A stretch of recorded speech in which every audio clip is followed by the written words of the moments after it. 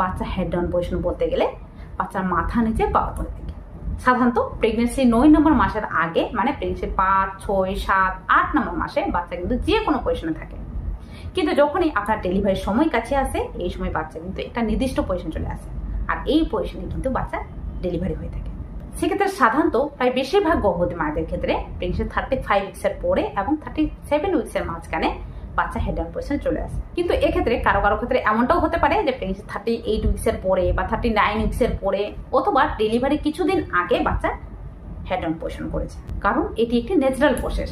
এর জন্য আপনাকে কোনো কিছু করতে হয় না। এক্ষেত্রে বাচ্চা কিন্তু নিজে নিজে একটা নির্দিষ্ট পজিশন চলে আসে বা ডেলিভারি পজিশনে চলে আসে।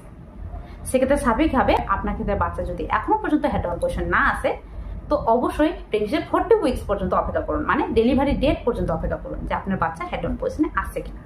এক্ষেত্রে আপনার ক্ষেত্রে বাচ্চা কিন্তু ডেলিভারি পজিশনে যে কোনো সময় চলে আসতে পারে।